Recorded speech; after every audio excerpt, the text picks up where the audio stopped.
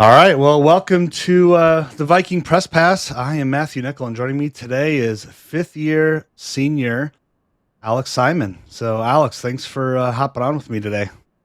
Hey, thanks for having me. Really happy to be here. Absolutely, man. Absolutely. Is looking forward to this one. So, I think I started calling the baseball games.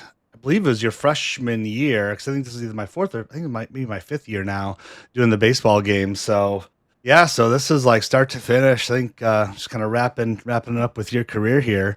You and about seven or eight other fifth year players here. So it's exciting, man. It's exciting. I do want to kick it off there just around like the conversation around the reason to return because there's eight fifth years that returned. Obviously, we have a host of seniors. I'm just kind of curious, like, what were like the thoughts and the conversations you had kind of leading up to that decision? And I know kind of over the past year, there's, some folks, some seniors that made the decision, they knew last fall they were going to come back for the fifth year, and some, weren't really quite decided yet. Um, Walk me through just that like thought process and kind of when did you really kind of decide to come back? Yeah, so it was about junior year where I started thinking about it. I remember kind of the exact moment. I was in Kansas. Um, I remember coach asked me, he's like, "Hey, are you coming back for a fifth year?" And kind of without hesitation, I was like, "Yeah, I mean, for sure." Like I was definitely in. It was never really a thought of mine to go somewhere else. It's kind of always I wanted to be here. I mean, this is where I fell in love with baseball again. This is where like I have my best friends at. Like I couldn't see myself playing anywhere else. So you mentioned you fell in love with baseball again. Like, hmm talk to me a little bit about that.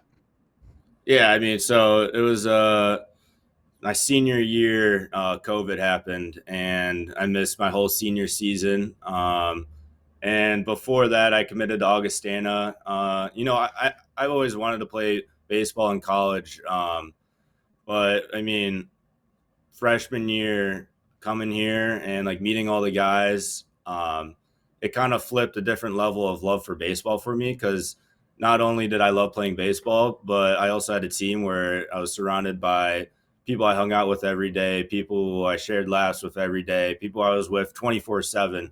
Um, and that was really kind of the switch where I just started loving it more and more and more. Now, is it a little bit as well like the style of baseball Augie plays? Like it's small ball, it's getting folks on, base, moving them around, button to button to get folks to advance to second and third. Like, is it that style of baseball that you really enjoy as well? I mean, what were some of the other things that just around like the Augie program that kind of, I don't know, maybe are like near and dear to your heart? Yeah, I mean, when I was coming here as a recruit, well, in high school I was leadoff hitter. Like I was an on base guy. That was my 2-1 go to. And when I looked here, I looked at the history and I looked at Coach Wallace, and I noticed since like 2000 he hasn't had a season under 25 wins. He was a winning coach, and I wanted to be part of a winning program. It was a big thing when I was going into recruiting. It was where I wanted to be. I wanted to be in a successful program, and I wanted to be somewhere where I could succeed and go to the next level as a team. In our first 3 years, we did that. We set records, and we did that doing small ball. And small ball has been the name of the game where it's worked for us so many times where we do the little things right. Yeah, absolutely. Absolutely. Honestly, that's, you know, I've noticed it over the last couple of years where it's like, we go through a couple of game stretch where, maybe where we're not executing it, as much. And it's like, that's where we're losing, those kind of 1 and 2 run games. We're leaving, extra folks on base, because we're maybe, popping the bunt up versus laying it down. And I remember a couple years ago, I can't remember who it was I was talking to.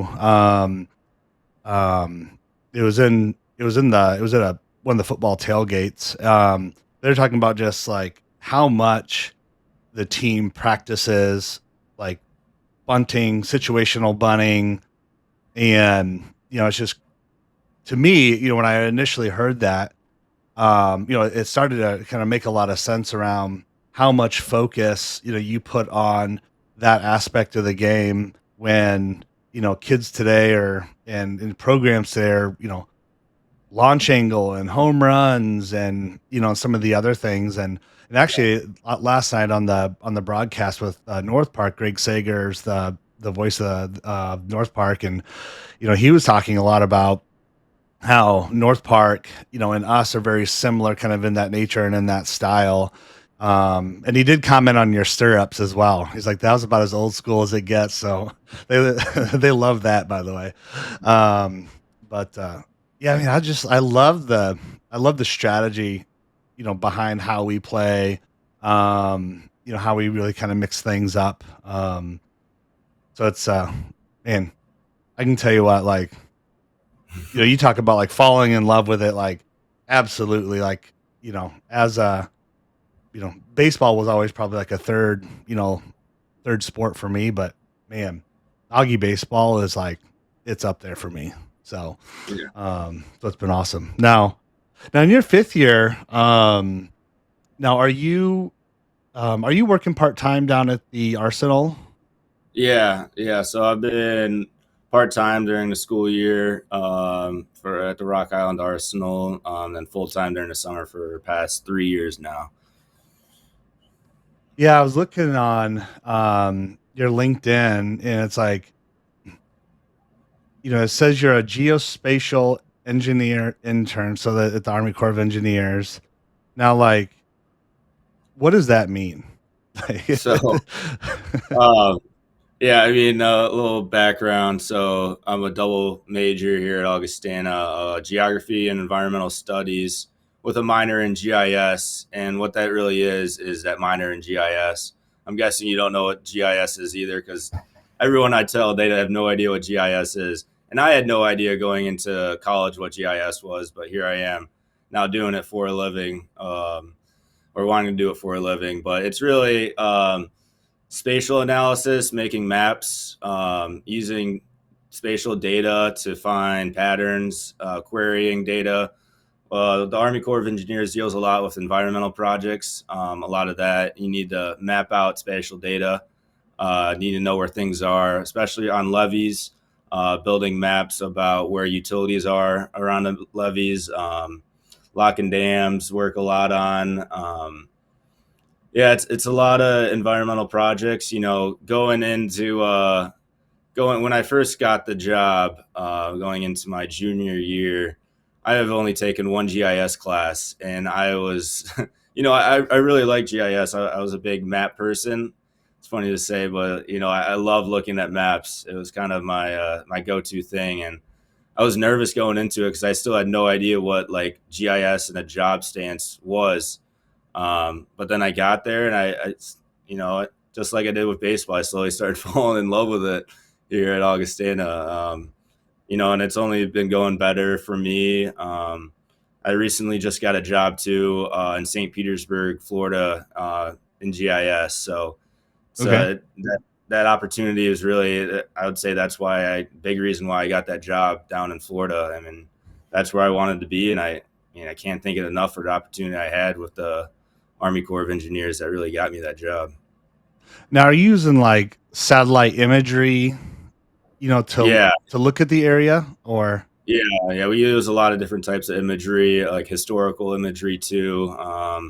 One of the things I work on, it's called FUDs. It's formerly used defense sites, where I often get requests from maps that are from like the 1920s, 1860s, that are really drawn out because they didn't have the technology back then. So they're drawn out on a piece of paper, and I have to bring that piece of paper into this Art Pro program, and it's called georeferencing. It is bringing the paper into the machine. So it's like a puzzle almost. It's a lot of fun. I enjoy it. I don't know if a lot of other people would enjoy it. It's one of those things, but it's really cool. I'm a history geek, so Yeah, that's pretty cool. Like, so when you're doing the stuff for like the lock and dam, I mean, when you talk about like some of the utilities, are you like plotting that like where it's at, like underwater, or is it really more like on land? Like, what did you really mean by that? so I work more with levees, lock and dams. It's usually kind of doing like imagery reports where you kind of just send an imagery request of like the most recent satellite data they have of the area. It was more for levees. They call them O&M manuals, where you kind of label out where all like the water pipe or the pipes are, utilities, where there's been recent updates along the levee. This usually happens when the levee overtops or breaks from floods. I mean, Mm, you've lived in the mhm, Quad Cities, mhm. it floods here All all the about it. time. Yeah, and it's interesting because the Rock Island side has levee, but the Davenport and Bettendorf, or the Davenport side doesn't. And I mean, almost every year that side floods, and that's because, I mean, when you have a levee on one side, it pushes all the water onto the other side. So that's Hmm. why it gets so much worse on that other side because you have that levee on the Rock Island side. Well, and that's been one of the conversations since. I mean, I've lived here my whole life of why, Davenport and, Buffalo and down through Muscatine, like, why we have never done a levee, because it's like all you're doing is just pushing that water, further south and just kind of, exacerbating the issue. Um, so we've always just been like, all right, well, we'll just take kind of the brunt of it. Um, but at some point it's like, that impacted downtown. Like, some years it's awful. Some years it's like, across the road and it goes back and we're fine. No big deal. But yeah, it's interesting. Yeah, when I saw that, I was trying to understand exactly. Like, I did a little bit of, Mm-hmm. a little bit of research on it, but didn't quite truly understand. Like, okay, in plain layman's term, like, what is it that you're doing? So that's super cool. I don't know if I've ever talked to anybody that's ever done anything like that before. Do you have to have like any particular like clearances for that, Just or? background check. I had to get my fingerprints done. I think it's a little a little less security when you're an intern. So yeah, it's nothing crazy. Yeah, no like full on security, no classified information for me. So Now, have you ever like pulled up a satellite image and like saw something that was like really surprising or like odd, and you're like, "Oh, that's kind of interesting," or like you wouldn't have expected that? I mean, I'd say more looking at like historical imagery. I remember I did a request a couple weeks ago in Chicago, and my mom lives in Chicago downtown, and she lives right by Navy Pier. And I remember doing historical imagery for Navy Pier. It was kind of just interesting seeing how it changed. I mean, the history of Navy Pier is they used to use that for one of the World Wars training sites for pilots, and kind of turned it into an entertainment venue. So it was kind of interesting to see how that's changed over time. But I mean, other than like I know I always see on social media like, oh, creepy photos of like on Google Earth. Nothing of that lines. Nothing that crazy. All right. Yeah, it's like, you saw, was it the latest satellite imagery of like Mars that, they said it had like the perfect square and, and all that stuff. Yeah, Kind of weird things, but no, that's cool, man. That's super cool. So, so you're going down to, you said St. Petersburg is what you said, down in yeah, Florida. yeah. So what will you, I mean, so you'll be doing GIS for them, but is it still like in somewhat relation to like a Corps of Engineers type role, or is it like is it a private company, or? Yeah, it's a private company. It's more on the civil engineering side. Company's called Kimley Horn. one of their partners is actually the Tampa Bay Rays. They told me one of their partners was Tampa Bay Rays, and you know how their stadium just got destroyed from the hurricane, Hmm. and they're at that minor league field. So, I mean, I know they haven't passed a budget or a bill yet with the St. Petersburg government about getting a new top for that field, but it would be just working along those lines of apartment buildings, you know, waterfront stuff. Got You it. know, yeah. Cool. Cool. Did you specifically like target Florida, or were you just kind of really looking for those types of roles and that just happened to be kind of where you landed? Yeah, I was looking southeast. Both my brothers just recently moved to Charlotte, so I was looking a little somewhere more warmer than Charlotte. So yeah, I was looking southeast, like Savannah, Charleston, all parts of Florida, some in Texas, um, New Orleans, that area. And you know, I just wanted to be somewhere warmer.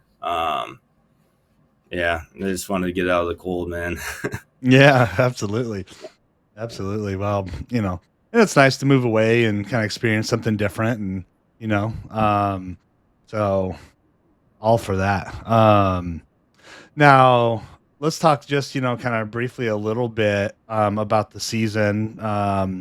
You guys played, North Park last night. 500 on the season so far, 0-2 in conference. We just kicked off conference play, but um, obviously last night was a tough loss. We were talking a little bit about that prior, to kicking this off. But, what was really like the post game kind of huddle message, from, Coach Wallace and, to the team last night?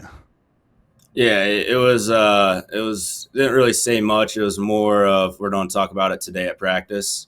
I think he was saving it. You know, it was a late game. I think he just wanted to get out of there. You know, there's a lot of things to unravel with that game. There's not just one thing that lost us that game. There's a lot of things that lost us that game that we need to be better on. And I know coach is going to bring those up today, and we're going to work through that. So it wasn't like an in-depth conversation last night. It was a more, yeah, we're going to talk tomorrow and go through everything. So Hmm. I mean, as you're thinking a little bit about this year, I'm sure you've had a ton of time to just reflect on it. Like, what do you feel is like, the missing piece that just isn't, either quite fitting yet, or it's like, we got to get over this hump. Is it, it's not a capability thing in my perspective. I mean, we got all the skill and capability in the world. yeah, Um, do we feel, it's almost like, are we in this like yips phase where, it's like more of like a mental thing? I mean, what do you feel like, kind of the team is at general, and, what's the hill maybe we're trying to overcome? yeah. I mean, two things that I think everyone could agree on executing. We haven't executed, I think, at the little things yet this year. You know, some games we have, some games we do the little things right. But I mean, I just in years past where we won the two conference championships, I mean, every game we did the little things right, and we just executed. You know, that's the big word that we were able to do. And I feel like this year, you know, we haven't executed where we needed to. You know, conference is all about those one-run games, those close games, Mhm. and you need to execute when it's presented to you. I mean, it's a team game. It's not just one person that loses us a game. It's on everyone. I mean, you could look at something in the third inning that people forget about, and people only remember like the last out of the game or the last play of the game. But it's really six, seven, eight things that happen in the middle of the game that I Mhm. mean, I think some people would just brush off. You know, if I mean, that's also what you got to do in baseball is just move on from it. But I mean, second thing too, I'd say is just we just need to get on a roll, man. You know, that's a big thing about baseball is just getting on a roll. You know, we started to get on a little roll, you know, and then kind of just hit a blank page, you know, and we just gotta start executing and just getting on a roll and kind of going to practice every day and realizing, hey, like we're one of the most talented rosters in the CCIW. We just gotta play, and we just gotta know that we could win this thing, and it's confidence too. It's a lot of little things that I hope we talk about today at practice, and I hope guys kind of look at themselves in the mirror and take the little things not for granted and realize it's a part of baseball. Like in the MLB, every time I watch, or not every game, but they bunt, they do the little things. Hmm. It's not like just we do it. They take pride in it and they execute it. We just got to do the same thing as well. Yeah, absolutely. No, it is. And, it's funny you talk about, it's things kind of along the way. Cause if I'm watching a game, at home and, my wife's sitting next to me and I'm like, ooh, and this is like the fourth inning or something, you know, I may say, ooh, that might cost them the game down the road, cause we left three people on and it's like, gosh, first three innings, we haven't got anybody on and great opportunity there. And, so it's like those little minor things, but it's, that's why baseball, man, it's a tough sport. I mean, Yeah. there's so many different things that kind of play into it.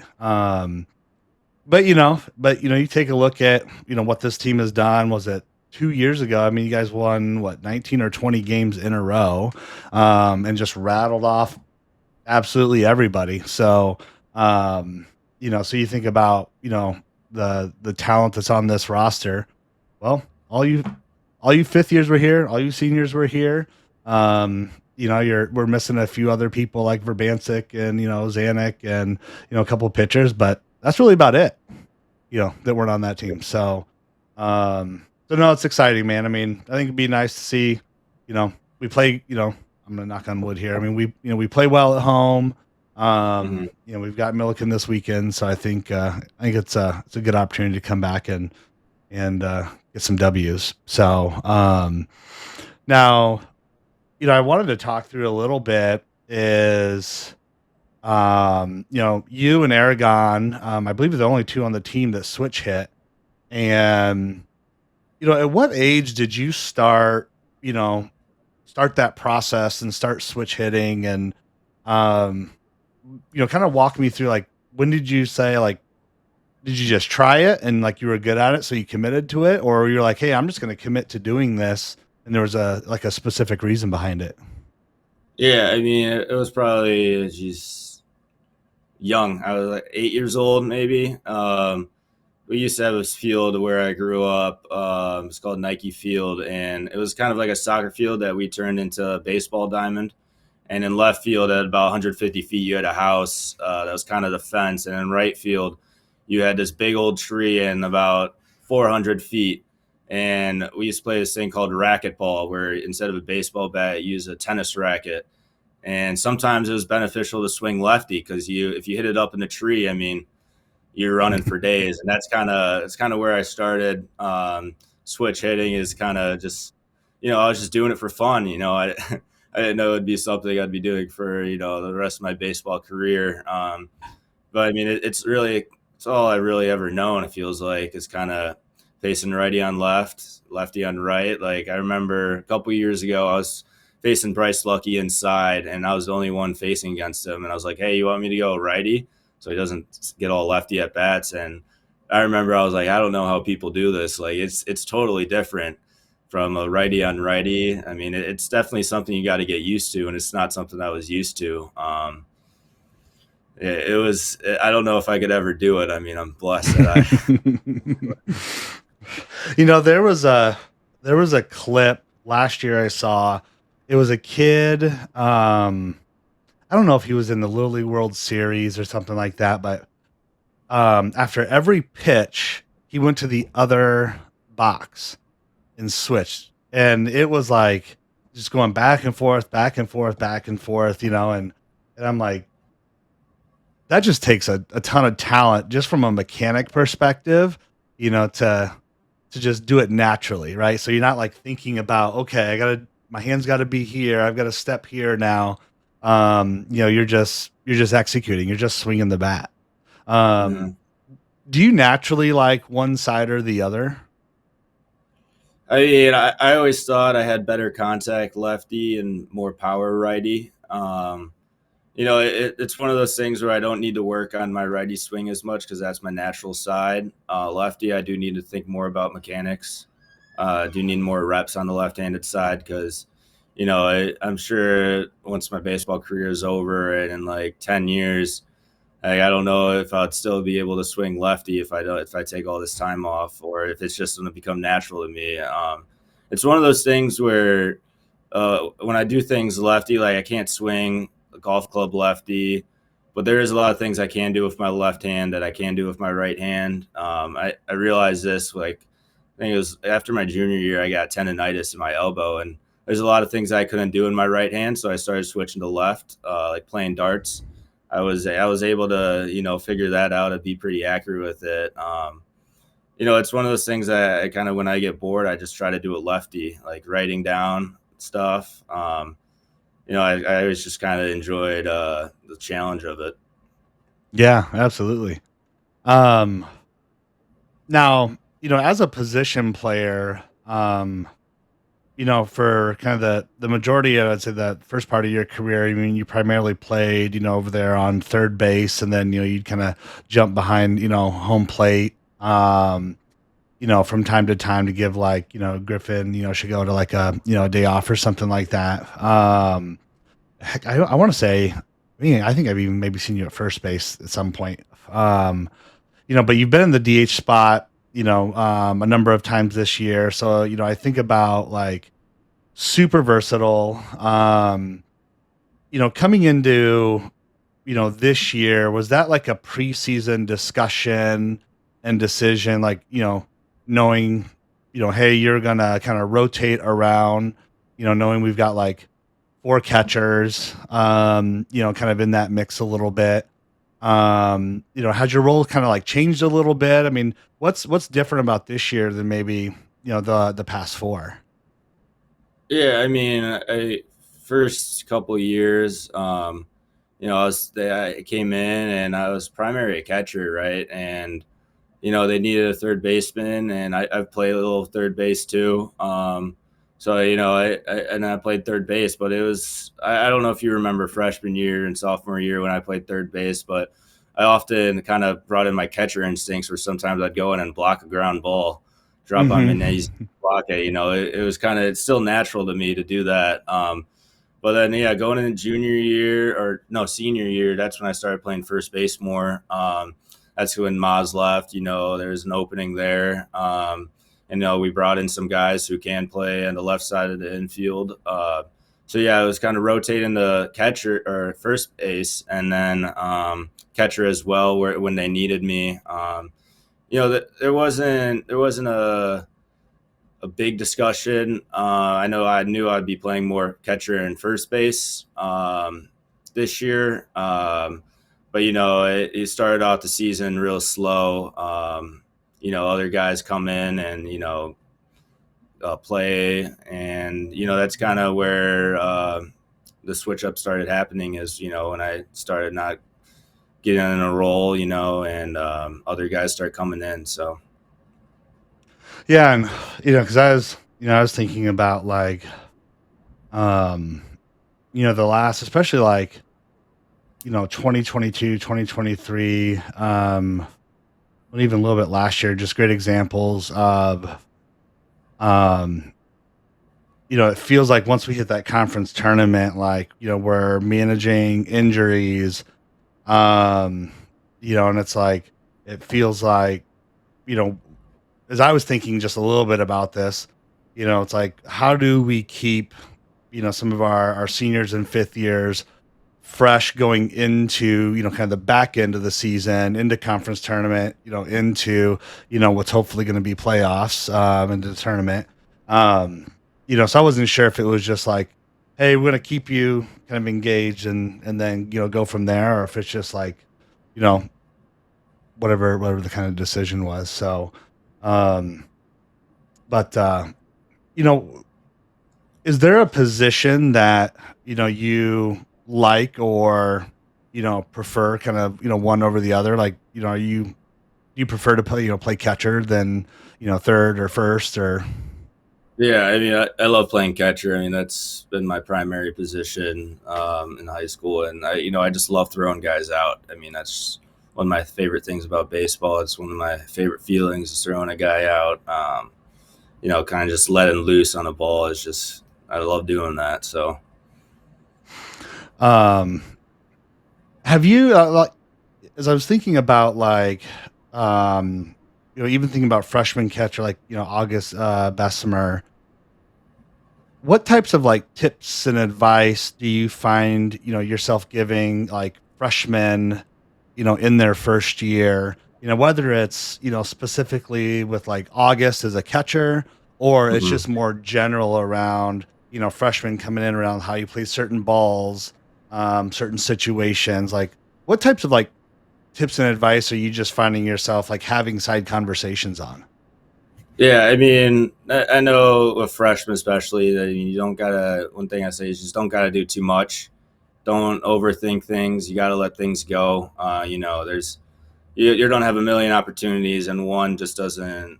One's not going to ruin you. One can't control you. Yeah, that's been a big thing. I feel like is just understanding to let things go. Not everything's going to be perfect all the time. You don't got to do too much. Meaning, you don't got to pick off every runner that's on first base. You don't have to backpick every runner on first base. You got to know the scenario.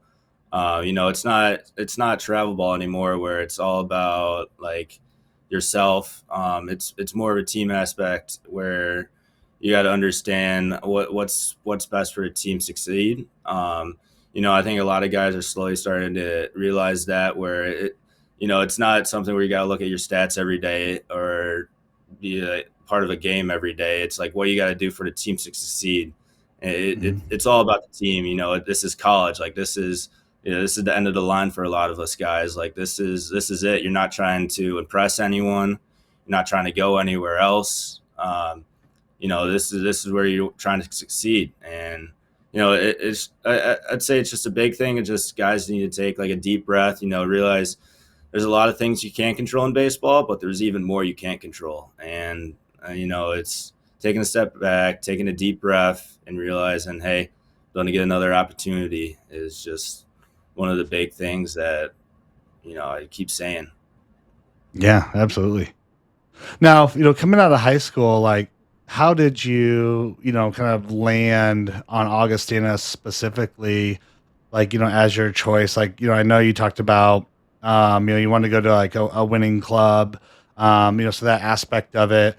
Was there anything, particular about, the college as well that you were, that drew you, to the school outside of just baseball? And Yeah, I mean, it was a big discussion of whether I wanted to play baseball or just go somewhere else. Both my brothers went to one of them went to Arizona State and one went to Utah, so I was looking at colleges out west.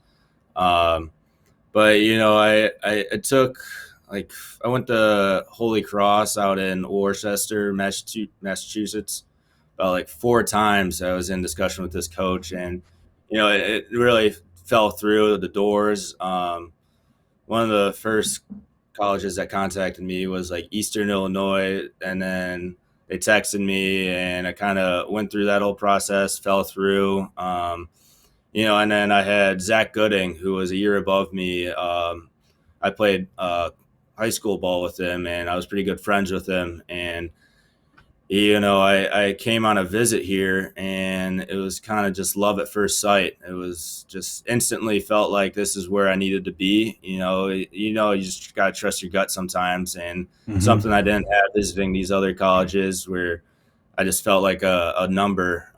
Here, I felt like I could contribute, and I felt like hey, we could do something here, and it's something that I wanted to be a part of. It was also somewhere where I wanted to be.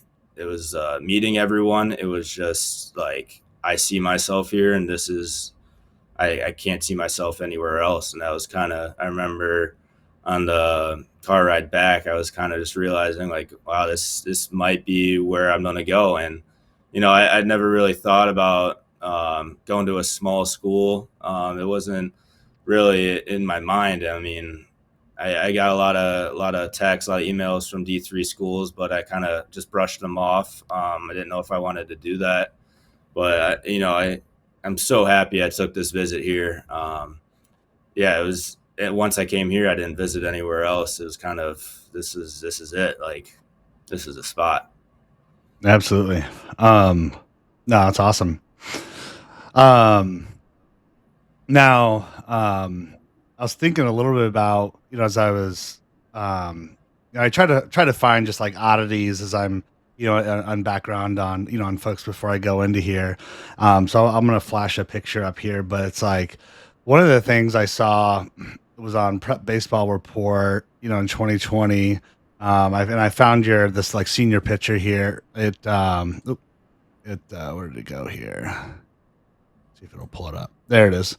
There's just, yeah. So it had had all the different players with you, right there in your catcher gear, but it had you as like a right-handed pitcher in third base.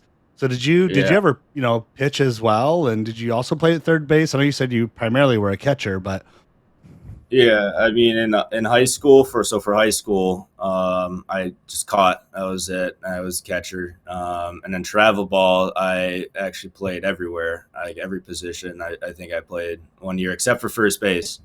The only position I've never played before coming here was first base, and yeah, I pitched. I was a very interesting pitcher, I'd say, because I would switch off kind of like Johnny Cueto with his. Legs. He would kind of step up very slowly. I used to do that, and I also used to switch from going overhand to underhand as well. It was almost like every pitch that I would be switching, and sometimes it was just a hot mess, but it was kind of like when I'd go 0-2 or 1-2.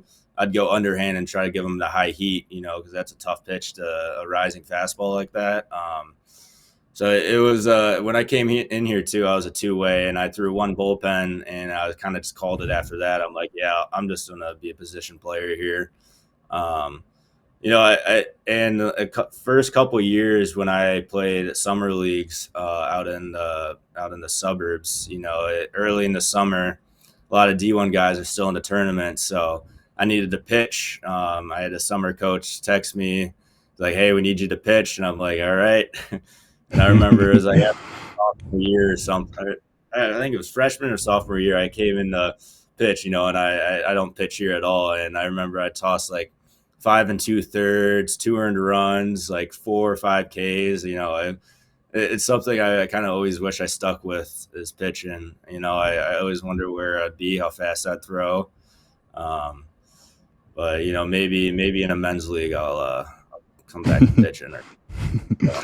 You made me think of the last pitch I ever threw. It was our little league all stars, and we had won our local area, and we were in our regional area, on our trying to work our way to like the Midwest for the Little League World Series. And I remember we were out in Durant, Iowa, and we were practicing. And they're like, okay, we want to start rotating a few other kids. And I could throw. I was a shortstop, and I could throw super hard. I just had zero control. And I just remember I was like, you know what? I have no idea how to throw a changeup, but I'm going to try and throw like a off speed pitch. And I just remember his name was Matt. I can't remember his last name. He knocked that thing a mile long, and that was the last pitch I've ever thrown. So I was like, all right, my career as a pitcher is done. So Yeah, I'll go back to yeah. shortstop. Um, Now, the other night, I saw this post on X, and it made me think of you coming into this conversation, and I thought it was really interesting because it said on opening day this year, every single starting catcher worked out of a knee down setup. And I thought that was interesting. I think probably more of a, I guess, a traditional kind of catcher setup than anything, but um, do you work through, different like kind of knee down setups? And I don't really pay probably as much attention because I'm usually looking at, the pitcher, and then you're covered up by the umpire when I'm calling the games. But how do you work different setups, behind home plate? Yeah, with no one on, I usually go one knee down, and then with someone on base, I usually go up in a squat. And then if I know for sure that the guy's not running, I kind of sometimes try to bring a knee down. I know I was taught in high school kind of on a borderline pitch, kind of to sell it a little more when you're in a squat is kind of trying to bring that knee down, especially on an outside pitch. It's definitely easier to frame with one knee down. That's definitely kind of the struggle with squatting. But I mean, with the squat, I feel like I have a better chance of throwing guys out, being ready for that, being ready for blocks. Hmm. It's something that you kind of just gotta realize with guys on runner and base is, I mean, especially with the low ones, it's tough being in the squat, especially with the long legs I got. It's kind of tough to get down there. But I mean, yeah, with the one leg down, I just never felt comfortable being able to block with guys on runner on base. So especially with two strikes, no one on, I'm in a squat as well. Yeah, I always kind of whenever I'm catching, I always think of Kerry Wood's 20 strikeout game and the catcher when his knees used to kind of, I don't know if you know the video I'm talking about, but from that game, I always watch the highlights and his like knees are kind of inwards and his legs are out. And I don't know why I always think about that when I'm catching and how uncomfortable that is. Huh, I don't. I'll have to take a look at it Yeah. later Yeah. today. So, um because as I was thinking a little bit about like that I was curious, like, the conversations of, if you don't feel like, you know, we're getting the calls we, should be, would you go more into like a knee down setup to try and give the umpire like a little bit more perspective? Sometimes that can make him, a little bit easier for him to judge it. Um, you know, do you ever like think about that as well? Or you're like, God, we're not getting the pitches we want. I feel like they're right there, so we'll kind of adjust it a little bit. Yeah. Um, I mean, I'd say it's definitely easier when I don't one knee, especially for the umpire to look. I'm a bigger catcher, so I know when I squat, especially with a smaller umpire back there, it might be a little tougher to see. But I also kind of I think I get that benefit as a bigger catcher with kind of getting more strikes called because a lot of umpires kind of judge balls based on where the ball's caught at with the catcher, and if it's above their face mask, it's a ball. And I feel like since I got that kind of bigger build, I mean, I sometimes get those higher calls. Or those more outside calls just because I got long arms too. There's a lot of benefits to it. I really just try my best, especially with one leg down. Kind of sometimes, I don't know if you noticed, but sometimes I fumble balls when my leg's down. I try to frame them, try to kind of be a little too perfect sometimes, which I've been kind of realizing I need to kind of not be as perfect with my frames. I just kind of just need to frame the ball good, not try to get a strike call on every pitch. yeah. Do you have conversations with, with the umpire around, like, where'd you see that at, and trying to like understand from his perspective. I'll try and pull it in a little bit. I'll try and pull it in. Like, do you ever have like those little like conversations with umpires? Yeah, I don't really talk that much to the umpires. In a game, I'm pretty much locked in. Like I I don't know what's going through my head. There's probably nothing going through my head. That's like all I'm thinking about is the pitch. Like you couldn't Hmm. tell me what we threw three pitches was. I'm so like locked into the moment. But whenever I get a call that's kind of 50-50, or I think it's a strike. I say his name, like, hey Mike, I think that's a strike. Like I tell him straight up, like, hey, I think that's a strike. It's not. I try to be affirmative with it. I don't try to say like, hey, I think that was maybe a Hmm. strike. I'm always just like, hey, that's there. I try to convince him that like you made the wrong call, so that he hopefully gives us one back. Um, yeah, I'd say morally just brutally honest with the umpires. Not here to make friends with the umpires. It's their job, and I got a Yep. job to do too as well. So Well, you gotta. Yeah. You're ultimately going at bat. You know, for the pitcher, and so.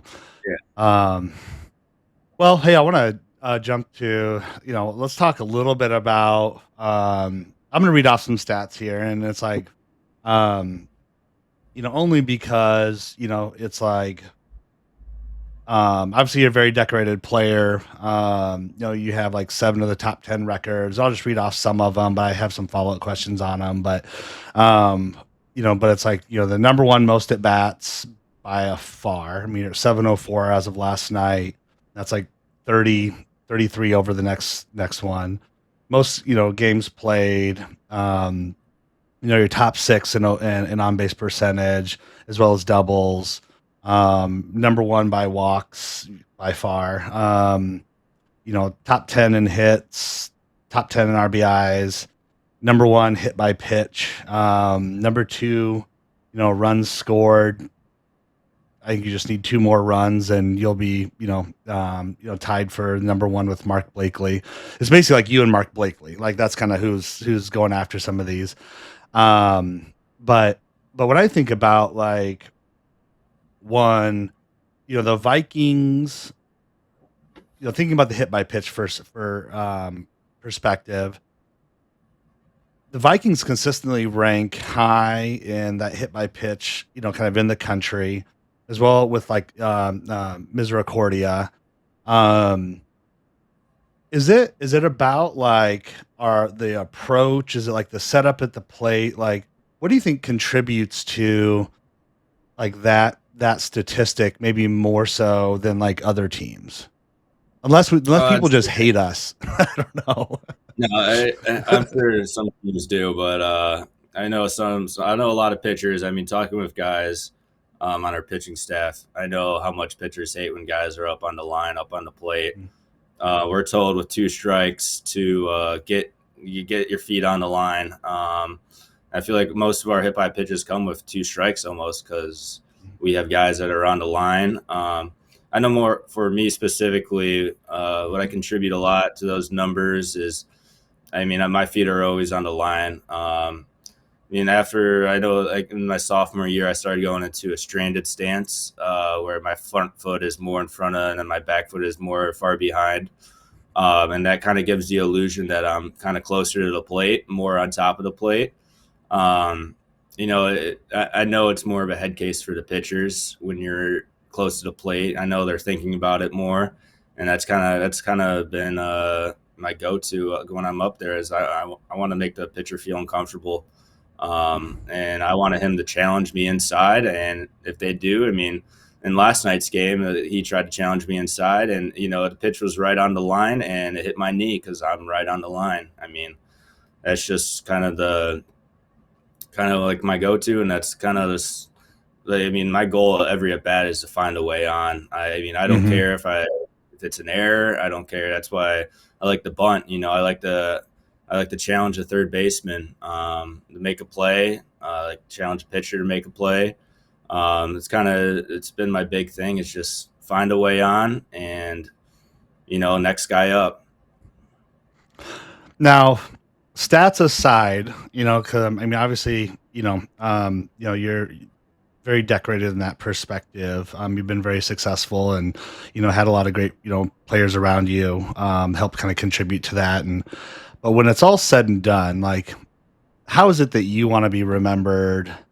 For your 5 years here, when someone looks back and they say Alex Simon, then what? Yeah, I think the big thing like this year is just Alex Simon's the guy who gets hit by pitch. I mean, I feel like that's kind of been a big thing, but I mean, I just want to be remembered as someone who just got on base when we needed it. It's just It's tough. I don't really think about like what I want to be remembered as. It's kind of I haven't really thought about that. I kind of just I'm so in the present with life. I really don't dwell over the past.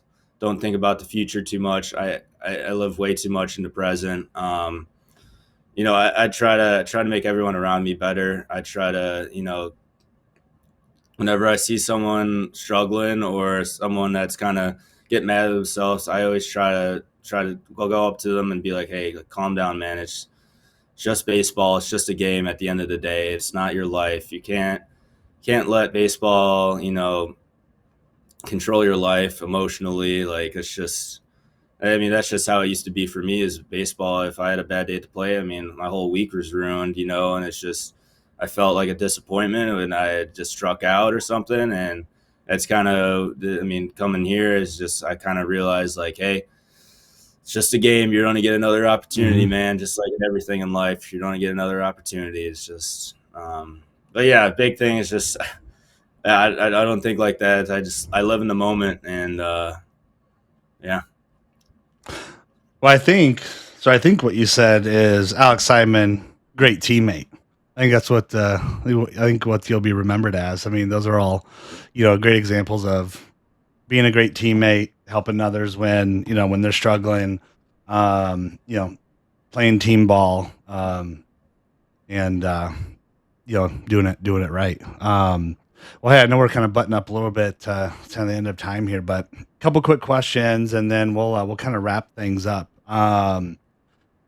So, growing up, who are just maybe, some people that made, a really big impact on you were, kind of influential in kind of who you are today? I'd say big one's Chris Bryant. He was always my favorite player. I'm a big Cubs fan. My middle name's Wrigley, so baseball is kind of in my blood, you could say. But yeah, big Cubs fan. Love Chris Bryant, Ben Zobrist. Always been a big fans of them. I mean, I always try to kind of almost every year I kind of try to pick a player and kind of replicate his swing. And someone that recently on my lefty swing has been like Freddie Freeman almost. Been looking at him, but I really like his swing. But yeah, Chris Bryant. I mean, I've always loved Chris Bryant. Always felt like kind of we were similar a little bit players. Yeah, I'd say with him, just guy I looked up to, especially playing third base my first couple of years. I got his glove too, Chris Bryant model. So yeah, That's a good one. I did not know your middle name was Wrigley. I like that. yeah, I like it. yeah, Um, well, I mean, I was going to say, what's something surprising about you that most people wouldn't expect or wouldn't know? That's something new for me. Um, yeah, anything else that that most people wouldn't know or expect about you? yeah. I mean, big thing, big 2-1s. Whenever I'm asked that question outside baseball, is I'm a switch hitter, and then my middle name's Wrigley, so it's kind of those big two. I guess a third one too is like what I do for a living, GIS. It's always an interesting topic because about 98% of people who I have conversations with it about have no idea what it is. So it's always an interesting topic because I could talk about it for days and something most people have never even heard of or didn't even know was a thing, and it's pretty cool. Yeah, absolutely. That is super cool. Well, lastly, what's been kind of your favorite Augustana moment? Or are there a few moments or memories that, just kind of stick out over your last, 5 seasons here? Yeah, I mean, big one is just winning conference championship. There's no better feeling than winning a championship, man. It's something I crave, and it's the best feeling ever.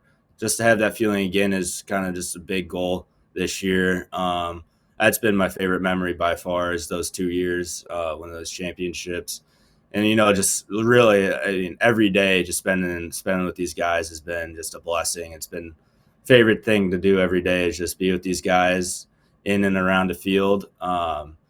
But I mean, one personal thing that I've really enjoyed this past couple of years, I'll give you two, is when we played at home for the conference tournament. I remember it was a ninth inning against North Central, and I got a ground ball to me, and it was the last out of the game, and I stomped on third base, and that was one of the best feelings, was kicking North Central out of the end of the season. And then that's just, as painful it is to say, it feels great ending team season, because at the end of the day, it's a competitive sport, and it's either you or them that's going to be their season ending. And it's no better feeling knowing that you're going to survive one more day. Absolutely. Absolutely. Well, we'll certainly end on that, man. I mean, I'll say it's been an absolute pleasure, getting you to get a chance to watch you for, your entire career here has been awesome.